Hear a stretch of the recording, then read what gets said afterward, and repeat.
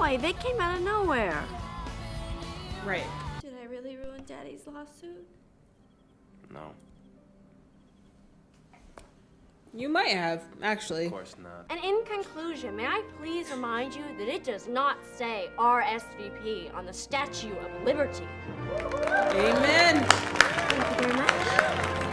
Amen. Hey you guys, welcome to Kemma's Never Seen It. I'm Kemma, and today the movie we're going to be talking about is Clueless. If you've never been here before, I take movie suggestions based on movies I've never seen, which is every movie ever. I watch them, give a quick synopsis, and then give my thoughts on what I think about them. Will my opinion differ from yours? Probably, but if you've never seen this movie before, I'm putting a big spoiler alert right here because we're about to talk about it. Now that we got that out the way, let's go ahead and get to what this movie's about based on the DVD cover summary. It's not easy being the most popular and glamorous girl at Beverly Hills High, especially when you're the envy of scheming Betties, persistent Barneys, and teachers who go postal when you turn your homework in late. Yet somehow, 15-year-old Cher keeps it all together, even finding time for extracurricular projects like finding a love watch for her debate teacher and giving a doughy friend a fashion makeover. But Cher's tidy world starts to unveil with the sudden appearance of two total Baldwins, a sexy and stylish new classmate, and Cher's square but cute ex-stepbrother. Now Cher is about to learn that when it comes to love, she's, well, totally clueless. So to get into the movie, like the DVD cover summary says, we're gonna start off with Cher. She's a 15-year-old girl who goes to Beverly Hills High. She is the daughter of a litigation lawyer, who I guess everyone is really scared of. I guess that's the most scary lawyer in the industry. And it looks like that she basically just tries to, like, you know, do her like teenage stuff, but also kind of take care of him in a sense, but you know, he's just a grumpy man. She also has an ex-stepbrother.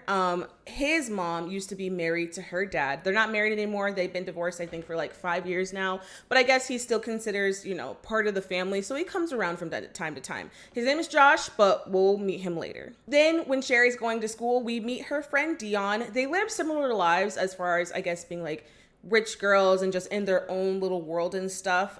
Dion is pretty fashionable. So pretty. She's so pretty. And yeah, they just get along pretty good. They have their own clique in school. And we meet Dion's boyfriend, which is, again, like probably the stereotypical black hood person in school.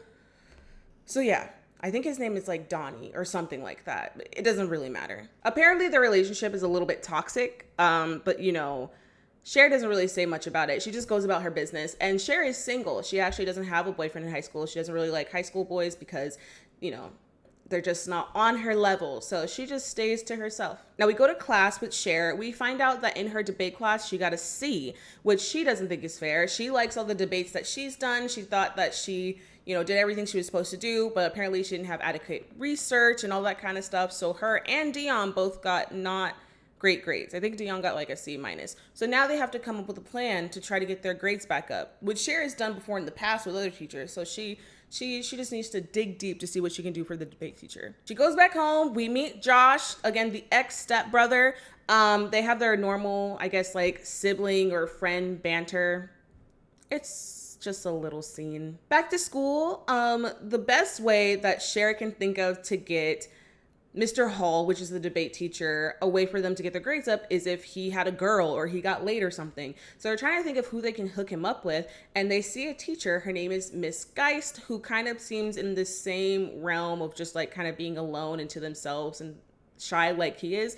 So they decide to make a plan. They leave love letters in Mrs. Geist's like little mailbox and say it's from a secret admirer, and they start talking up Miss Geist to Mr. Hall and all this kind of stuff, and it works. They start talking and it's actually really cute. And now, since they're both in better moods, the kids in class get better grades, which, if that's how that actually works, that's not good.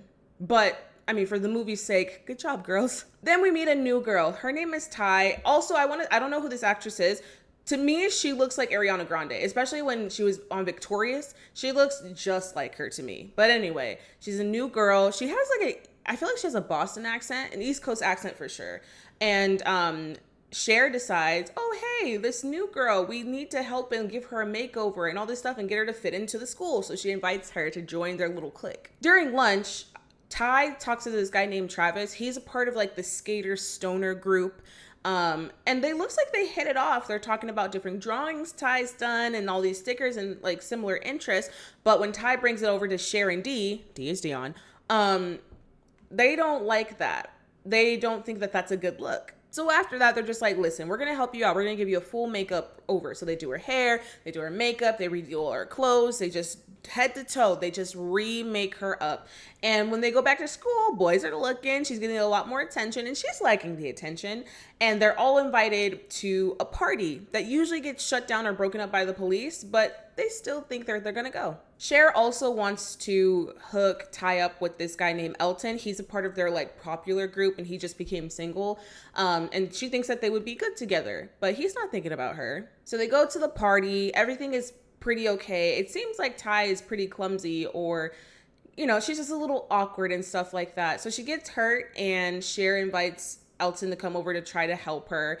And they dance and stuff. And then when the party gets broken up, it's time for everybody to leave and drive home. Cher tries to push Ty towards Elton. He's just like, no, this person can take her because it's closer to her anyway. I'll take you, Cher. And then as they're driving, he tries to make a move on her, which Cher does not want. The whole time they're in the car, Cher is trying to talk about Ty and how cute she is and how cool she is and all this kind of stuff. But again, Elton doesn't want to hear it. He's been trying to get at Cher this entire time, but she doesn't want it. She jumps out the car and he leaves her. Get back in the car.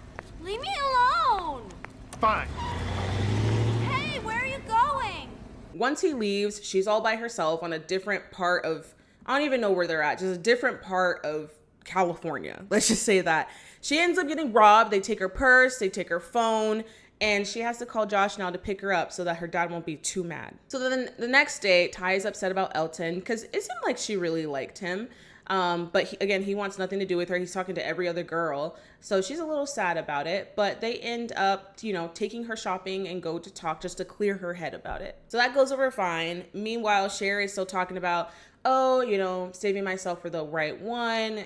I'm just kind of to myself. I don't really like any of the guys at our school, until this new kid named Christian comes in and she likes what she sees. So she starts spending her time trying to get his attention. She buys herself flowers and chocolate and makes it seem like it's from some other guy to kind of get his attention. She starts wearing all these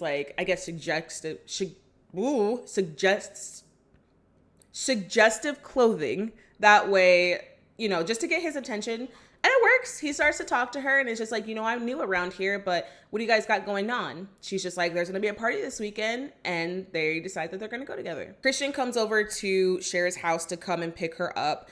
Cher comes downstairs. She looks good. She has a nice little white dress on, and Josh also thinks that she looks really good. Now, for some reason, Josh is having all these feelings, and I guess he doesn't like Christian, so he's just like, should I go to the party and watch them? Should I go? And the dad is just like, yeah, just go. It's fine. So he ends up going to the party to watch Cher. They're having a good time. They're vibing. They're dancing. They're doing everything. And Cher seems like she really, really likes this guy. But as early 2000 movies do, anything that is suggested to be gay, they lead you there. The girls don't notice anything though. They're kind of just like, oh, he's just so handsome and he's so this and so that. But even Josh, when he gets to the party, he notices a couple things, like him dancing with other guys and being I guess really talkative to other guys, because I guess guys can't just talk to each other. He's just like, I don't know about this one. But regardless, Cher and Christian have a really good time. Josh ends up dancing with Ty because no one's dancing with her. No one really pays attention to her, so it's making her feel better. So everything's good. Then Christian asks to come over if they can just hang out with just them. And Cher gets all ready, putting on her makeup, getting her outfits and everything together. And he does come over. Everything is fine at first, and they go upstairs to watch a movie. And again, she's trying to drop some hints like, oh, this could be, my first time. I can finally do it with somebody that I like, blah, blah, blah, blah, blah. But he's not biting. My feet are cold. It's too much for him. So he actually leaves.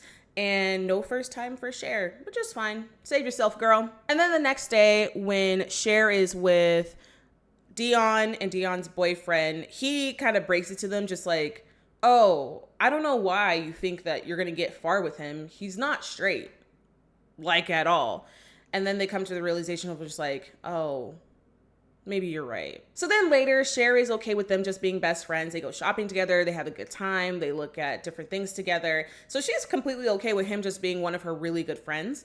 And they go to the mall. They see Ty talking to these guys, which is great for Ty because, again, she has really blossomed into this high school life. But these guys try to like pretend to throw her off the, like, you know, when you're at a mall and it's 2 stories, they're at the top and they try to pretend they're going to throw her off the ledge. Christian goes to save her, thank God. But the next day she's talking about it at school and everyone's just like, oh my God, what happened to you? Did someone try to shoot you? What happened? What happened? And she's like going through all of everything. It's just like, oh, it was a brush with death, blah, blah, blah, blah, blah. Cher tries to interject in the conversation and be like, oh yeah, I had something like that happen to me when, you know, I got robbed. And they're just like, Cher, shut up. Ty, keep talking. It's a very intense spiritual thing. Well, I mean, I know when I was held at gunpoint. Excuse me. You were saying? It's spiritual. So now Cher feels like she's left out. It seems like Ty's the most popular girl in school. Dion and her man finally did it for the first time. So now, you know, Cher just feels secluded. She doesn't know what's going on anymore. Then later, to add insult to injury, Ty says that she has feelings for Josh. She wants Cher's help to hook her up with Josh. But Cher's just like, oh, I don't know if, you know, you're his type, if you guys were really meshed. What makes you think that you guys were really meshed that well? And then Ty's just like, oh, so you're jealous. I was like, why am I even listening to begin with? You're a virgin who can't drive. Which, yeah, actually she is, because Cher has an epiphany that she really likes Josh. This whole time, she's always liked Josh, apparently. So yeah, she is jealous, but it all works out in the end because there's this drive donation thing that they decide to throw, giving away all of their old stuff. And Travis, which was the skater dude from the beginning, he does like some competition for skateboarding or whatever. And Ty sees him and rekindles those feelings that she had for him when she first got to school, which is great. So now Cher is just like, oh, she's not thinking about Josh anymore. She's all about Travis, so I'm good to go. So then later at home, Cher's dad, again, he's this big time lawyer. He has this like $1 million case that he's working on. And he's been asking for help from her, from Josh, from different people on the legal team just to go through some documents. Well, apparently she messed some things up within those documents. The lawyer person who was helping gets mad, but Josh is just like, no, it's okay. Don't worry about it. Like, don't let him make you feel stupid or anything else like that. Which I will say, like, I can understand the guy's anger. He's gonna get chewed out by her dad, and it's probably not okay, but you know, Josh has to say anything just to calm her down. And within that moment of like these feelings or whatever, they kiss, and now I guess they're in love. So I guess that's their happily ever after, because at the end of the movie there's a wedding. Who's getting married? Mr. Hall and Miss Geist, the teachers, they're getting married. It's actually really, really cute. I love that for them. And then the movie ends again with Josh and Cher kissing. And that's the end of the movie. This movie got an 82% on Rotten Tomatoes. And I do not agree with that rating. I think it should be much, much lower. I'm going to be completely honest. I didn't like this movie. I didn't understand the point of this movie. Maybe it's just not a movie for me. I would honestly put it in like the 40-50 range. Personally, I didn't like it. If this is a movie that you really, really like, you think it's a classic or anything else like that, let me know what you liked about the movie. Maybe there's some things that I miss or some things that I just don't understand. But as it stands right now, it's a no from me, dog. But that's the end of my video, and thank you all so much for tuning in this Thursday to go ahead and watch. If there's something you agree with, don't agree with, you want to see how good I did, or you have any movie suggestions for movies I should watch in the future, please leave a comment down below. Don't forget to like, subscribe, share, comment, tell everybody you know about my channel. Also, don't forget to follow me on social media. I'm really expanding. So there's Kemma's Never Seen It on Facebook, Instagram, TikTok, and Blue Sky. And then there's Kemma's Never Seen on Twitter. I think that's everything. Also want to express my appreciation and gratitude for you guys tuning in every week just to watch me and take my takes on all these movies. But if you just found me, girl, I got more movies back there. Go watch them and let me know what you think. But that's the end of my video, and I will see you guys back here next Thursday. Bye.